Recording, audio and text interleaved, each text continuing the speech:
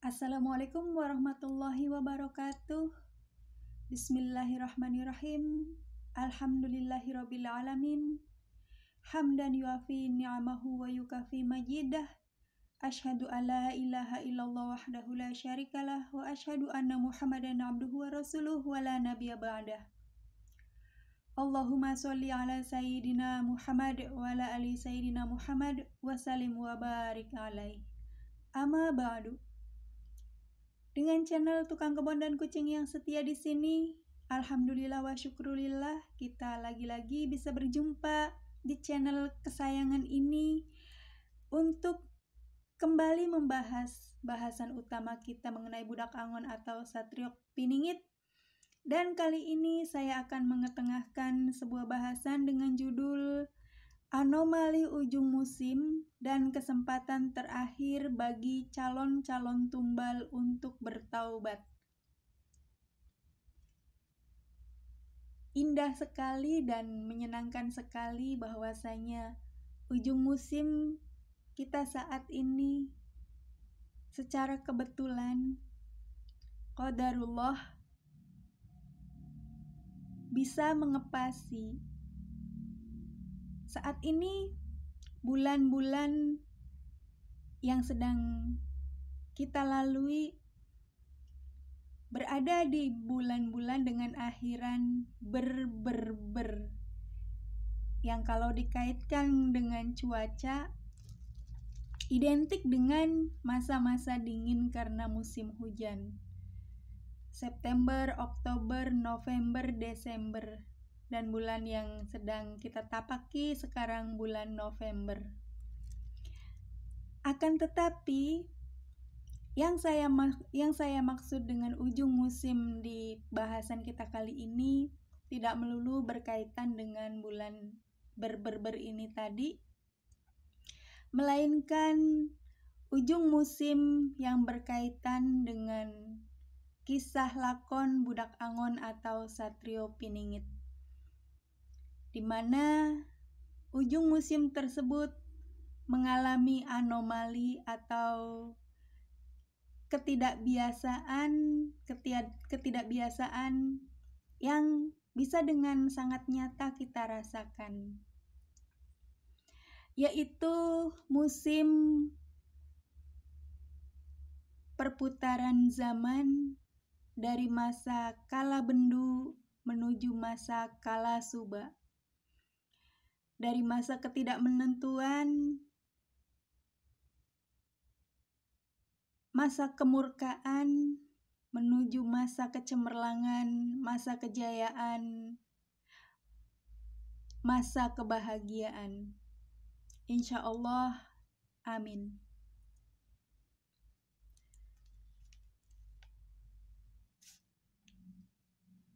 Dan dengan melihat kejadian-kejadian, fenomena-fenomena alam berkaitan dengan ujung musim masa kala bendu dan masa kala suba ini, kita juga bisa melihat dua kejadian secara garis besar, karena di ujung musim kala bendu nanti akan melibatkan bencana-bencana atau kerusuhan-kerusuhan, gejolak, gonjang-ganjing, huru-hara besar berkaitan dengan sisi manusia dan sisi alam. Dari sisi manusia, saat ini sedang sangat panas-panasnya isu mengenai para pemimpin negara kita, baik dari pemimpin masa lalu, beberapa masa sebelum kepemimpinan kepala negara terbaru kita sekarang ini, maupun masa yang sedang berlaku sekarang. Hal ini tentu saja berkaitan dengan kisah kemunculan sosok budak angon atau Satrio Piningit ke hadapan kita semua, Karena Budak Angon atau Satrio Piningit sebagai sang calon kepala negara tentu saja juga berkaitan kisah-kisahnya dengan segala kejadian yang berlaku berhubungan dengan keadaan ketatanegaraan dan kehidupan berbangsa dan bernegara di negara kita ini.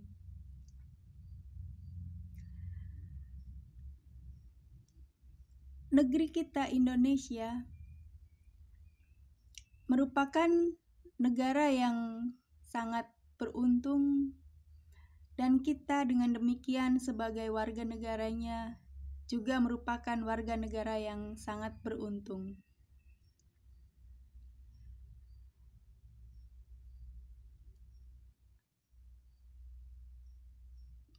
Kepastian ketentuan yang diberlakukan atasnya terutama adalah yang berkaitan dengan para penguasanya mengalami banyak sekali perubahan-perubahan takdir dikarenakan penghormatan atas kemuliaan dan karomah bagi orang-orang yang istimewa di tengah-tengah kita. Kita ketahui, kita maklumi bahwasanya garis ketentuan takdir bisa dirubah oleh doa dan oleh tingkah laku baik kita semasa kita hidup sebelum azal menjemput. Demikian pula kiranya yang berlaku atas ketentuan huru-hara gonjang-ganjing bencana besar yang akan kita hadapi ke hadapan ini.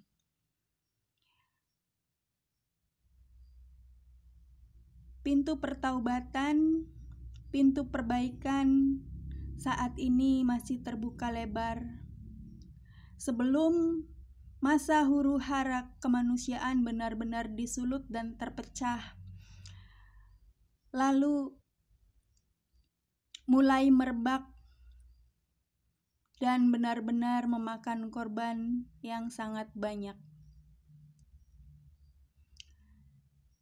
Karenanya, alangkah sangat baiknya apabila orang-orang yang merasa atau yang kemudian disadarkan, diingatkan oleh orang lain akan dosa-dosanya, akan kesalahan-kesalahannya, untuk segera bertaubat.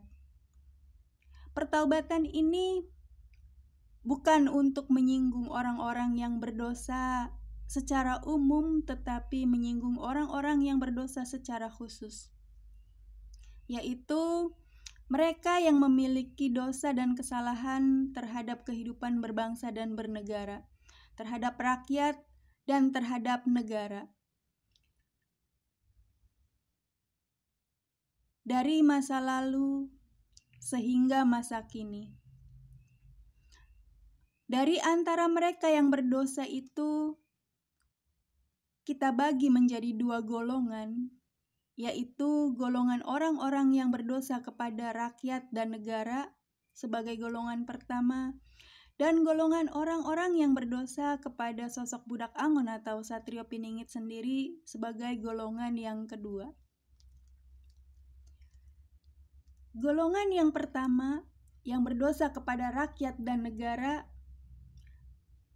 terutama sekali ditujukan kepada siapapun, baik itu pejabat, penguasa, para pendukungnya, orang-orang yang ada di belakangnya, para simpatisannya, dan bahkan keluarganya yang ikut serta memakan hasil dari kejahatannya atau terlibat di dalam rencana serta pemikiran tindak kejahatannya,